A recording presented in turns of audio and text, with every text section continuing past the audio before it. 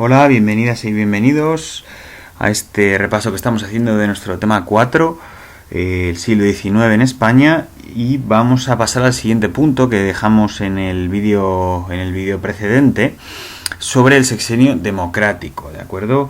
Estamos intentando ser lo más esquemáticos posible para poder entender un poco este siglo, que es muy complejo, sobre todo en cuanto a todos los hechos que tenemos y que tenemos que sobre todo estudiar y ordenar, ¿no? Bien, el sexenio democrático sobre todo se llama sexenio porque son 6 años de democracia o revolución.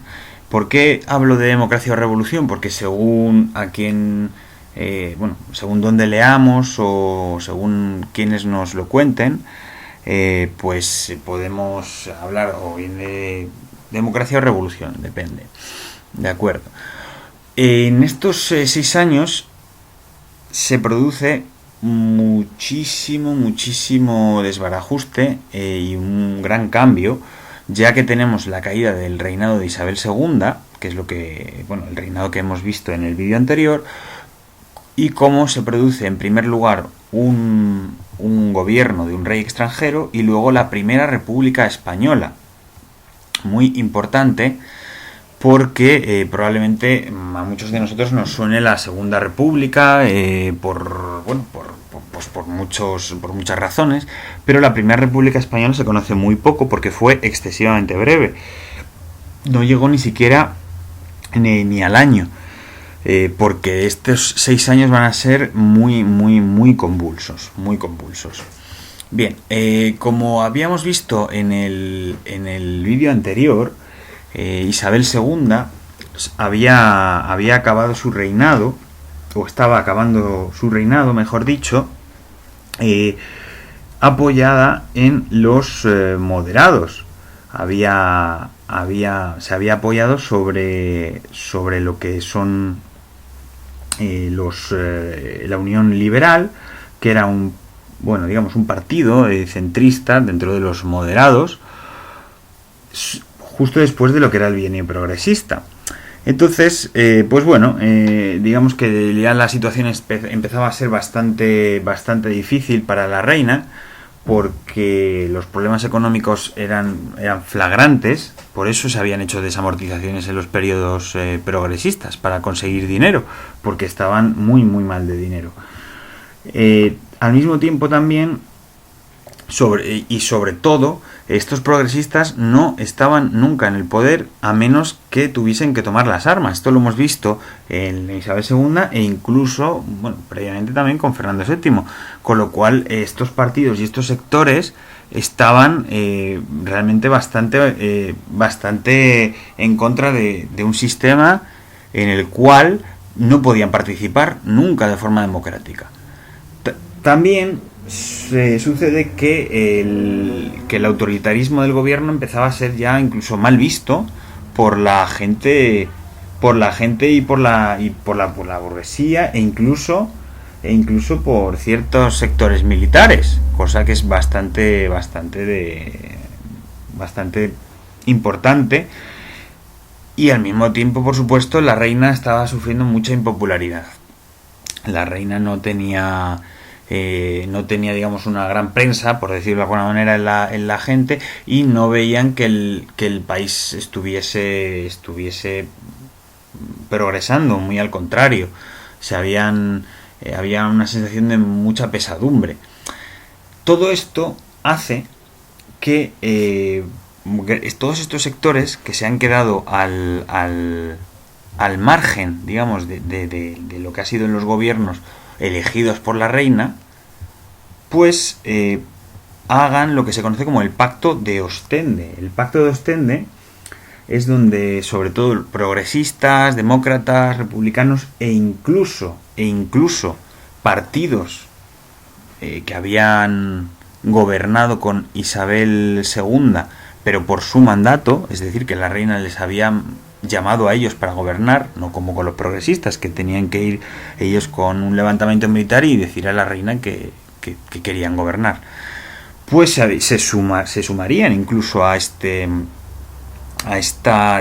complot para derrocar a la reina. Esto va a tomar forma en lo que se conocerá luego como la Revolución de 1868. También se conoce como la Revolución Gloriosa. Básicamente es esta revolución el derrocamiento de la monarquía de Isabel II. Esta Revolución Gloriosa, bueno, vamos a ver en cualquier caso, antes de hablar un poco de las partes de este sexenio democrático, lo vamos a dividir en 3 partes, ¿vale? Para que se entienda y sobre todo para ser bastante sucintos a la hora de hablar de los puntos fundamentales. Vamos a hablar de la Revolución Gloriosa, luego del reinado, veremos qué es, el reinado de Amadeo I de Saboya y luego de la Primera República. Esto es básicamente el sexenio democrático, ¿de acuerdo? Bien, la Revolución de 1868, conocida como la Gloriosa, fue realmente un levantamiento que tuvo bastante seguimiento, sobre todo llevado a cabo por los generales Serrano y Prim. Prim era un general muy progresista del ejército, y esto hizo que, al tener tanto seguimiento, la reina se tuviese que exiliar. Ya nunca más volvería a España. Isabel II abandonó España para no volver jamás, y esto hizo que, evidentemente, al no tener gobierno, en un principio se crearon juntas revolucionarias. Esto nos suena también un poco pues porque en la guerra de independencia también se crearon. Generalmente, cuando no ha habido un poder central, pues la gente se ha organizado en juntas, simplemente. Y esto hace que posteriormente, todo ya sin gobierno y con las juntas organizadas, pues se haga un gobierno provisional. ¿Por qué se hace un gobierno provisional? Pues básicamente porque lo que van a buscar es un rey nuevo. No se busca en principio nada que no sea una monarquía, sino simplemente se busca un rey nuevo, para que sea, en este caso, para que sea el rey de España. Y mientras, otro militar es nombrado regente, que es Serrano. Serrano es el que da nombre a la calle Serrano en Madrid, la calle más cara de Madrid hasta la fecha, pues es este señor. Entonces, por el camino se hace una constitución, que es la Constitución de 1869. Es muy, muy, muy liberal.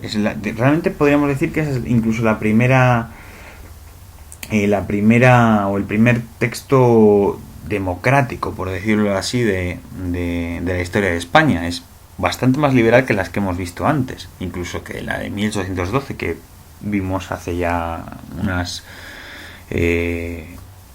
una parte de la unidad. Evidentemente, claro, en esta constitución el jefe de gobierno era el rey todavía.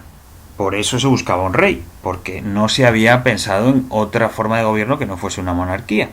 Así que, con estas, las Cortes, de todos los candidatos, eligen a Amadeo I de Saboya, que había sido buscado por este señor, por Prim. Prim se había puesto a buscar en Europa quién quería ser rey, y bueno, encontró a Amadeo I de Saboya, que era un rey italiano, que había sido muy importante en la unificación italiana.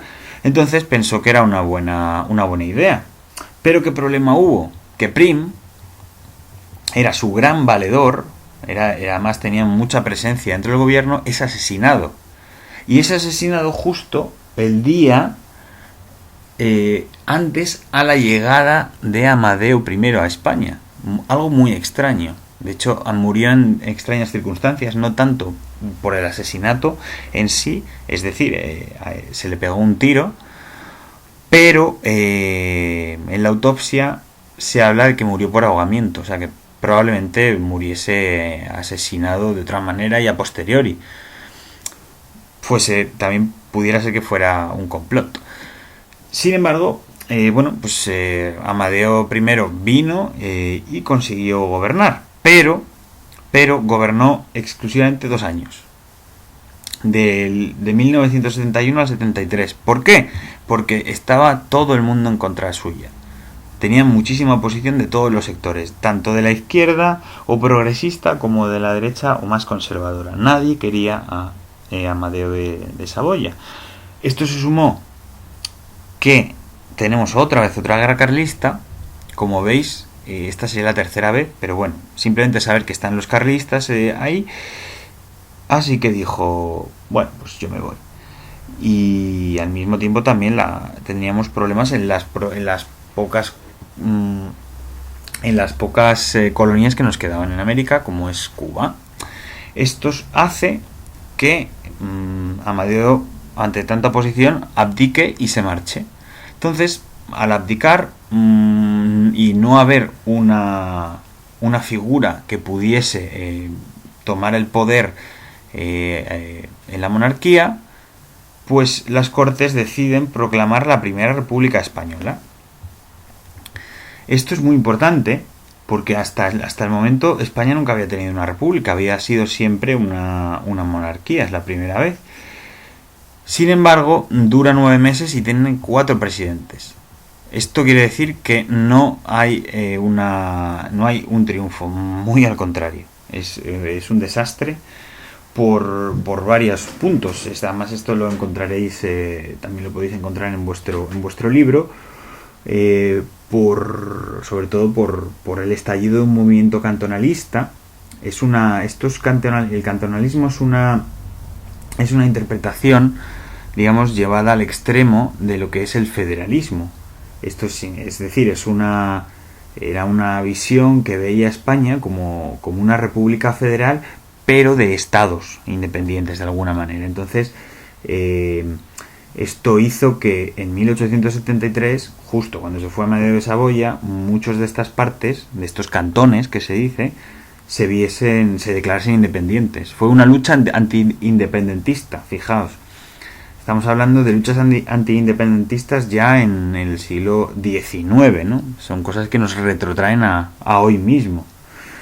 Por otro lado, la guerra de Cuba, que había empezado con Amadeo de Saboya y ahora seguía, y realmente pues estaban los sublevados cubanos estaban teniendo mucho éxito porque estaban siendo apoyados por Estados Unidos. Estados Unidos tenía muchos intereses en Cuba y estaban poniendo toda su ayuda hacia los rebeldes cubanos. Y pues por supuesto también la guerra carlista, que había empezado con Amadeo de Saboya, esta tercera guerra carlista, pues estaba ya haciendo añicos, digamos, todo el sistema, que ya está muy de por sí bastante tocado.